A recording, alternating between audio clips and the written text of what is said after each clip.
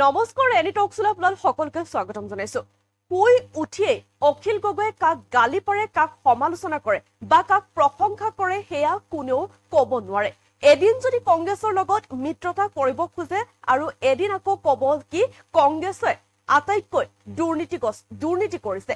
এনেদৰে এতিয়া অখিল গগৈয়ে কৰা যি মিত্ৰতাৰ সন্দৰ্ভত যি মন্তব্য কৰিছিল সেই মন্তব্যৰ এনেদৰে এতিয়া প্ৰত্যুত্তৰ দিছে প্ৰদেশ কংগ্ৰেছৰ সভাপতি তথা যোৰহাটৰ সাংসদ গৌৰৱ গগৈ।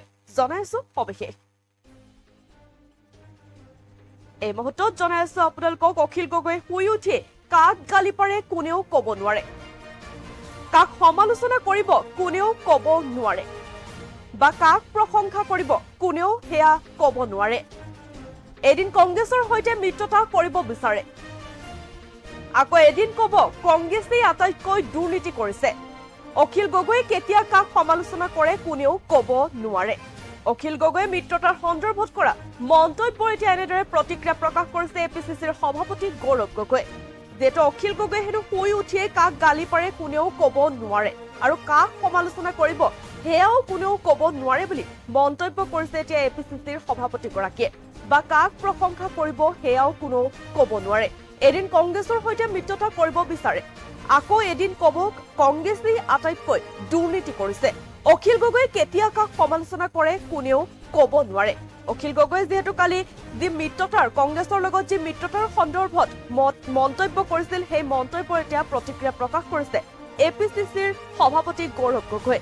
অখিল গগৈয়ে শুই উঠি কাক গালি পাৰে কোনেও ক'ব নোৱাৰে, কাক সমালোচনা কৰিব সেয়াও কোনেও ক'ব নোৱাৰে বা কাক প্ৰশংসা কৰিব কোনেও ক'ব নোৱাৰে।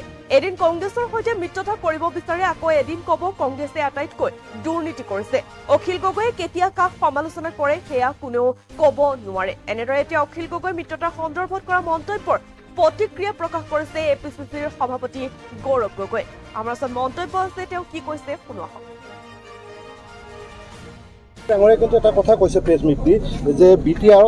অখিল গগৈ ডাঙৰীয়া দিনত শুই উঠি কাক গালি পাৰে কোনেও ক'ব নোৱাৰে, সেইদিনা কাক সমালোচনা কৰিব কোনেও ক'ব নোৱাৰে বা কাক প্ৰশংসা কৰিব কোনেও ক'ব নোৱাৰে। এদিন আমাৰ লগত মিত্ৰতা কৰিবলৈ বিচাৰিব, এদিন ক'ব কংগ্ৰেছে আটাইতকৈ দুৰ্নীতি কৰিছে।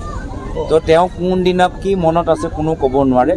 তেওঁ ব্যক্তিগতভাৱে আমাৰ তেখেতৰ লগত কোনো আমাৰ বেয়া ভাৱ নাই, কিন্তু আজি তেওঁ এটা কথা কয়, এসপ্তাহ পিছত কি কয় কোনেও ক'ব নোৱাৰে।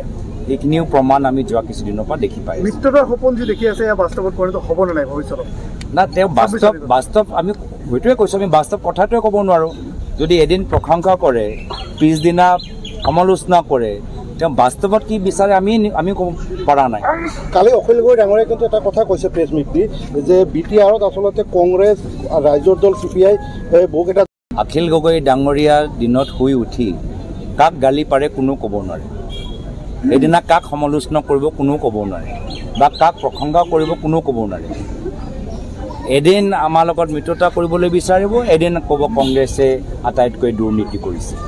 তো তেওঁ কোনদিনা কি মনত আছে কোনেও ক'ব নোৱাৰে।